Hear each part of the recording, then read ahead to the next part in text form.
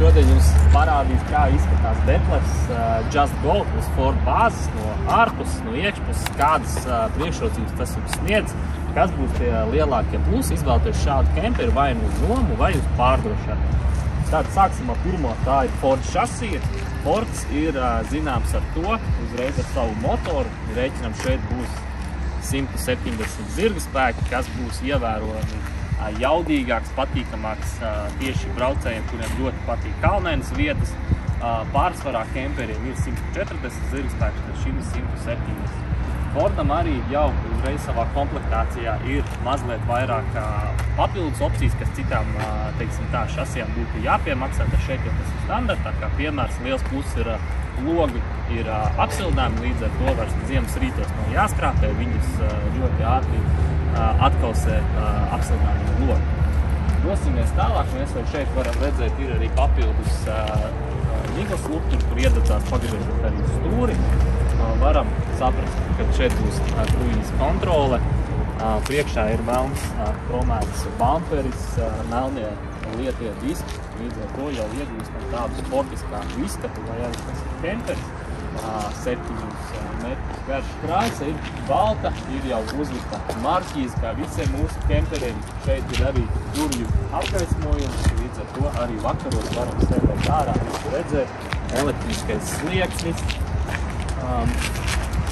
liels bagāžas nodalījums, kurā atradīsies vieta arī riteņiem un jebkuriem citiem jūsu hobijiem.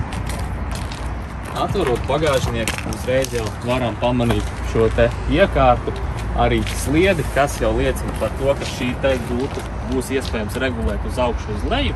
Pieņemsim vecākiem cilvēkiem, kuriem augstāk jākāp, šeit ir iespēja nolaist viņu zemāk, tas arī mums nomā ļoti pieprasīti un būs arī ļoti noderīgi jums. Šeit mēs varam redzēt, ka ir uzstādīta papildus kamera, kas atbilst jau mūsdienu standartiem. Ir grūti iedomāties mašīnu, kurām nav kameras, īpaši tik liela izmēra mašīnām, lai noparkotos, tās varētu būt galvassāpes, tad kamera palīdzēs šo te problēmu atrisināt. Dosimies tālāk. Šeit mums ir otras puses bagāžas durvis, lai mēs varam piekļūt mantām, netaisot tikai vienas durvis, bet no abām divām pusēm. Kā jau ierasts, šeit mums būs gāzes baloni. Vieta 2 gāzes baloniem. Varam redzēt, ka šeit ir arī filtrs, kas padara gāzi tīrāku, nav tik bieži aizsērējumi, nav problēma. Līdz ar to arī varam pārslēgties no viena gāzes balona uz otru. Nekas nav jāpārliek, tikai jāpārgriež sensors uz otru pusi. Arī viņam ir krāšs sensors, kas nozīmē to avāriju gadījumā. Viņš pats automātiski aizmet cietību, nav jāuztraucās par gāzes noplūdni. Šeit mums ir toaletes nodalījums, tāds pats kā tas visiem kemperiem. Varam redzēt ļoti interesanti izvietotas logus. Viņi iet tā kā pakāpieni uz leju. Tas nozīmē, ka kemperī visticamāk iekšpusē mums dzīvojamā zona paliks augstāka un gulta atrodas visaugstākajā vietā. Šie te logi ir augstākas kvalitātes, kā tas ir ierasts. Viņi nav stipri uz āru, viņi ir iebūvēti iekšā sienā, līdz ar to mēs iegūstam gan papildus aerodinamiku, gan arī siltumu noturību. Logi ir tonāti. Katru no šiem logiem ir iespējams atvērt. Katrs logs ir aprīkots ar moskītu tīklu ar termožalūziju. No ārpuses es teiktu ļoti pievilcīgs Ford modelis. Iesim iekšā, pastīsimies, kas mums ir kur. Šeit ir elektriskais steknis, un iekārta ir viegli patīkama.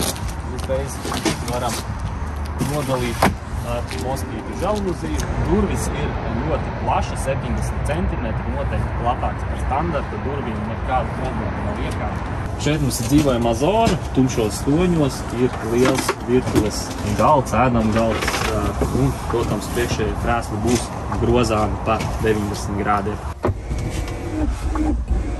Diezgan strauji nāk lejā.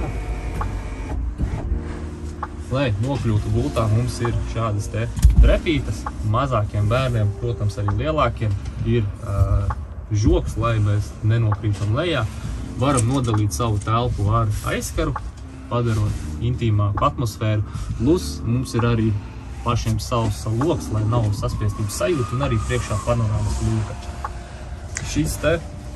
Šī gulta var izturēt apmēram 200 kg, tā kā 2 cilvēki droši var gulēt.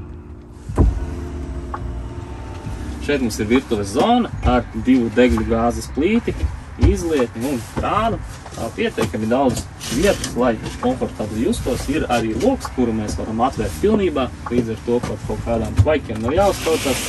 Protams, kā jau visiem ir žalūzija, lai mēs varam naktī netraucēti baudīt savas vakariņas.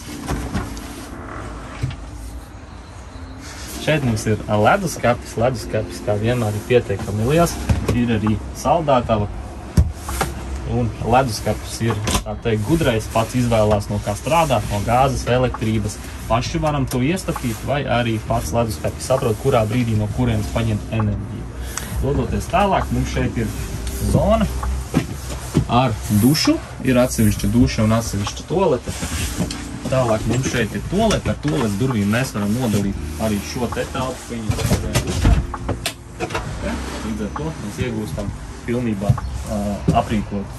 Guļamistabā mums ir ļoti interesanta gulta, kānu, kurš šauc par king size bed, island bed, bet jebkurā gadījumā šī gulta ir mazliet atšķirās ar to, ka tā ir tipiska divguļumā gulta. Ja pārsvarā mums ir pa visās automašīnas platumā gulta, tad šeit mums ir pa vidu novietota gulta.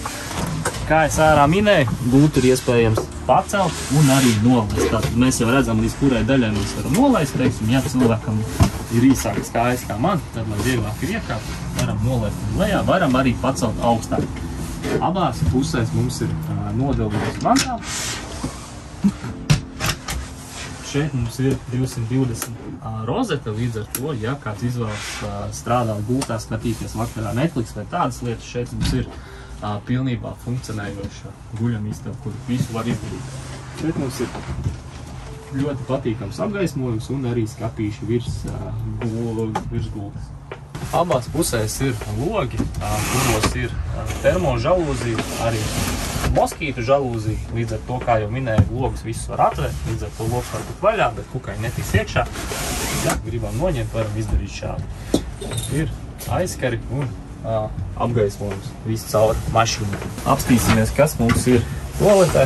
Toalete ir, kā jau teicu, dalītā, līdz ar to ir krietni plašāka nekā tas būtu ierasts.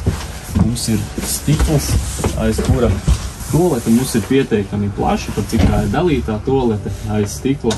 Arī, protams, mums slēpjās nodalījums, kurā varam novietot zobu birstas vai kokļus. Varam izmantot šeit arī fēni, jo šeit ir 220 uzlādes punkts. Gaismas, visi ļoti mājīgi, patīkami, kā saka, viena no svarīgākajām. Kā jau minēju, šie te krēsli ir pagriežami pa 90 grādiem, līdz ar to varam arī par šiem krēsliem vakarā baudīt vakariņas. 4-5 cilvēki, nekāda problēma. Guļvietas gan 4 vietas būs, 5. būs jāguļ blakus telpī. Forda bāze, kā jau minēju, un šeit mums ir automātiskā kārba, 6 pārnesuma automātiskā kārba. Ir displejs, kuru varam sakonektēt Apple, Android auto, tā kā tā nav nekāda problēma. Ir multistūri, uz kurus varam redzēt to, ka šeit ir kruīza kontrole, ir arī speed limits, tad varam iestatīt konkrētu ātrumu, ar kuru visu ceļu mērot. Iespējams atbildēt uz telefonu zvaniem, izmantojot tikai stūri, nekas nav jāspiež. Ļoti patīkama funkcija. Ir auto start and stop. Kā jau minēju, šeit ir kruīza kontrole, viss ir iespējams vadīt uz stūres. Jau redzam, ka iepriekšējais cilvēks ir braucis ar 11 litriem uz 100 km/h. Tādas apmēram arī ir. Es teiktu, ka vidējais patēriņš kemperiem šim varētu arī būt tie 11 litri, braucot vidēji 100 km/h. Jāsaprot, ka mēs braucam pa Eiropu pārsvarā, kur ir ātrgaitas ceļi un atļauties braukšanas ātrums 130 km/h. Ar šo 170 zirgu spēku kemperi jūs nejutīsieties lēnāks par citiem, ja gribat, varat arī braukt uz 150, bet ir jārēķinās ar to, ka patēriņš diezgan strauji pieaugs. Šeit mums ir arī iespēja pārslēgt braukšanas režīmus. Diemžēl nav sports, ir tikai normāli vai ekonomiskais. Ir iespējams arī attiestatīt riepu spiediens, tātad, ja būs kaut kāda problēma ar riepu, viņš paziņos par to, ka spiediens neatbilst realitātei, jūs to varat nokontrolēt, pārbaudīt un arī attiestatīt. Ir mums USB vieta, 12 voltu pieslēgums, iespēja novietot savu telefonu, planšeti, ir iespējams arī žalūzijas, nakti gan sānu logiem, gan priekšējiem logiem. Šeit mums ir nodalījums pasēm, kartēm, kā agrāk tas bija iespējams.